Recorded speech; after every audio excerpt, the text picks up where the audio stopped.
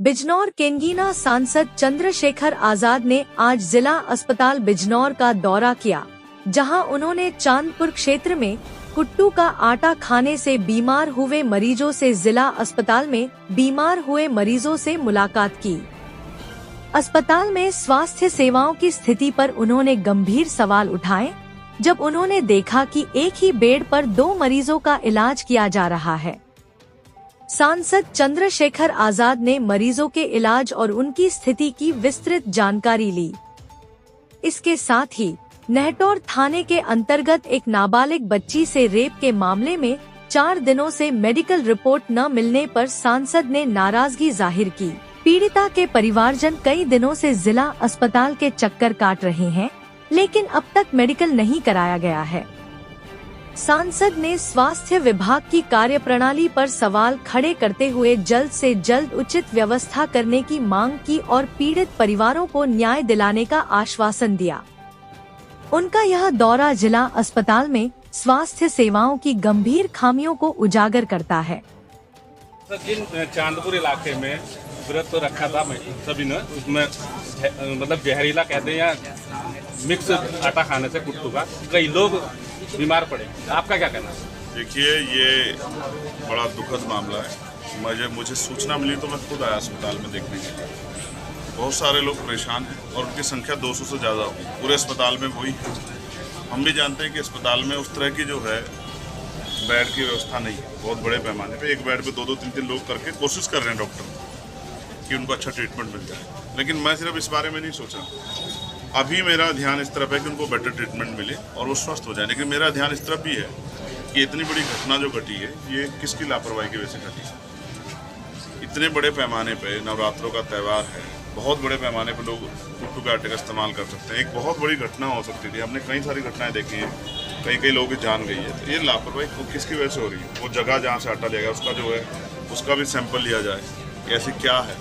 जैसा मैंने डॉक्टर से बात किया, उनको लगता है, आइडिया है, कंफर्मेशन नहीं है कि हो सकता है वो जो दवाई रखते हैं उसको बचाने के लिए, सेफ रखने के लिए, वो शायद वो उसके साथ पिस गई है।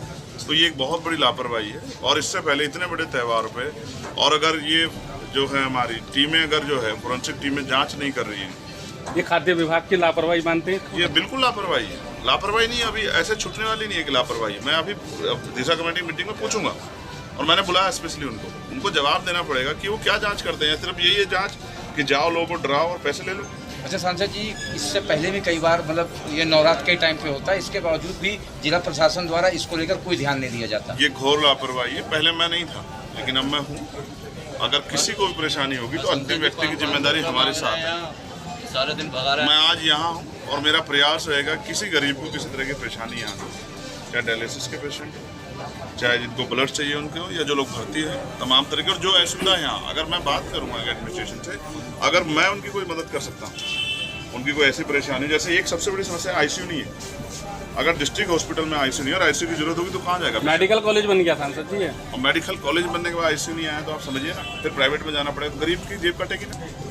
तो चिंता देखो, सक्षम लोग कर सकते हैं, मैं कर लूँगा, लेकिन गरीब कहाँ जाएगा? तो उसको भी तो अच्छा, अगर बीमार होने पे सांसद जी आपने बीमार होने पे उसको भी तो अच्छे इलाज का अधिकार है नहीं, उसके जीवन रक्षा जरूरी है नहीं है। तो ये इंपॉर्टेंट इशू। मुख्यमंत्री जी बहुत कहते हैं, अब जानना ये है कि मुख्यमंत्री जी वहाँ सिर्फ मीडिया को कहते हैं या जमीन पर भी कुछ उसका असर होगा। और एक बहुत बड़ी घटना है, 4 दिन से एक बच्ची जिसके साथ जो नाबालिग है 14 साल की, इसने रेप की एफआईआर दर्ज कराई है और हुई एफआईआर, लेकिन 4 दिन से उसका मेडिकल नहीं हुआ है। मैंने एसएचओ से भी बात की है, मैंने डॉक्टर से बात की, इनको पता ही नहीं इतने बड़े विषय का। कौन से थाने का मामला? ये नेहटौर थाने का मामला है। मेरे हाथ में एफआईआर है। मैं बड़ा चिंतित हूँ कि 72 घंटे के बाद तो सिम्टम्स भी जो है कमजोर पड़ जाते हैं। अच्छा योगी, तो ऐसा लगता है जैसे जानबूझ के एविडेंस को खत्म करने का। योगी जी कहते हैं कि बेटियों के प्रति कोई भी लापरवाही बरती नहीं जाएगी, जो छेड़छाड़ के आरोपी हैं या बलात्कारी हैं उनको गोली मार देंगे अगली चौराहे पे। इस पे क्या कहना है? मैं गोली की बात से सहमत नहीं हूँ, लेकिन मैं ये कहता हूँ, मुख्यमंत्री कुछ भी कहते रहे, मुख्यमंत्री के साथ हमारी कुछ नैतिक जिम्मेदारी बैठती है। अगर लोकल एडमिनिस्ट्रेशन नहीं कर रहा तो कुछ हमें भी करना चाहिए। ऐसा नहीं कि मुख्यमंत्री के भरोसे छोड़ दें।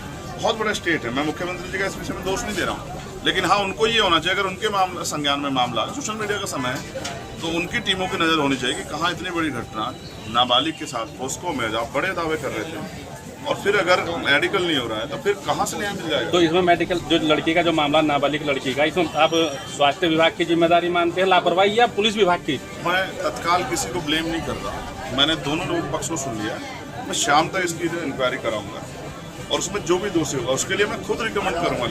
मैं सिर्फ मेंबर ऑफ पार्लियामेंट नहीं हूँ, मैं मेंबर ऑफ पार्लियामेंट के साथ साथ SC/ST वेलफेयर कमेटी का मेंबर भी हूँ और उसके साथ साथ मैं होम अफेयर्स का भी कमेटी और स्टैंडिंग कमेटी पार्लियामेंट की, तो मैं इस मेरी जांच का दायरा ठीक है, मैं करा सकता हूँ। तो मैं लापरवाही को छोड़ने वाला नहीं, मैं गरीबों के लिए, कमजोरों के लिए, किसान मजदूर तमाम तरह से जो जिनको जरूरत है उनके लिए हम लोग खड़े हैं और इसलिए उन्होंने हमें चुना। ऐसा नहीं कि हम दफ्तर में आराम से बैठे वो लोग यहाँ तड़प अस्पताल में, ये नहीं होगा, हम लोग लड़ेंगे उनके लिए। अमेठी में एक दलित परिवार के शिक्षक की गोलियों से खून का हत्या कर दी गई, क्या कहना है? देखिए, जब मैंने वो लाशें देखी जिनमें 2 छोटी बच्चियाँ हैं और मैं नहीं मानता कि उन बच्चों ने कोई ऐसा अपराध किया होगा कि उनके साथ ऐसी दर्दनाक घटना होनी चाहिए, तो मैंने अपनी बात लिखी भी है और मैं आपके माध्यम से भी कह रहा हूँ। उत्तर प्रदेश में कानून का राज नहीं, उत्तर प्रदेश में जंगल राज चल रहा है और जंगल राज के साथ साथ ये जो लाशें जो वहाँ पड़ी है ना स्ट्रेचर पे, वो उन गरीबों की लाशें नहीं है, दलितों की, वो उत्तर प्रदेश की कानून व्यवस्था की लाशें हैं जो उन स्ट्रेचर पे पड़ी है। मुख्यमंत्री बड़े बड़े वादे करते हैं, दावे करते हैं, क्रिमिनल भाग गए हैं, गुंडे छोड़ गए हैं, ये हो गया है, वो हो गया है। उन्होंने एप्लीकेशन दी थी, ये ऑन रिकॉर्ड है, FIR दर्ज हुई है, लेकिन कोई कार्रवाई नहीं हुई, इसलिए आज उनको ये दिन देखना पड़ा। उन्होंने पहले भी उस FIR में भी लिखा था अगर हमारे साथ कोई घटना होती है तो ये आदमी पर्टिकुलर इसका दोषी होगा। उसके बावजूद पुलिस नेताओं के चौखटों पर जो है खाकी के इकबाल को कमज़ोर कर चुकी है, सत्ता के आगे नतमस्तक है। अदरवाइज हमने बहुत बड़े बड़े गुंडों को पुलिस के हाथों जो है धूल चाटते देखा, लेकिन आज क्या है, आज ये है कि 4-4 लोगों की ज़िंदगी से हाथ धोने पड़ रहे हैं क्योंकि कानून व्यवस्था जीरो है और मुख्यमंत्री सिर्फ पीठ थपथपा रहे हैं, ज़मीनी काम कुछ नहीं हो रहा है। और ऐसे पुलिसकर्मी जब तक उन पर कठोर कार्रवाई नहीं होगी, मुझे नहीं लगता किसी और जिले में किसी और अधिकारी पे इसका कोई भी दबाव जाएगा। ये तो घटनाएं रोज ही हो रही है। मैं चाहता हूं कि सरकार कोई ठोस कदम उठाए। अब समय आ गया है कि उत्तर प्रदेश को कानून व्यवस्था उत्तर प्रदेश में बहाल हो, इसके लिए ठोस कदम उठाए जाने की जरूरत है। वो कदम जाति धर्म पार्टी से ऊपर उठ के अपराधियों के खिलाफ, और वो कदम ऐसे कदम हो जिससे जनता सराहना करे। ऐसे नहीं कि अपने राजनीतिक विरोधियों को निपटा दो, जाति धर्म के आधार पर जो है बुलडोजर चला दो। ये कदम कोई सराहनीय कदम नहीं है। सराहनीय कदम तब होंगे जब इस तरह के अपराध करने वालों को कठोर से कठोर सजा जो है सरकार दिलाने का काम करेगी, और उसमें मुझे उत्तर प्रदेश सरकार फेल दिखाई देगी।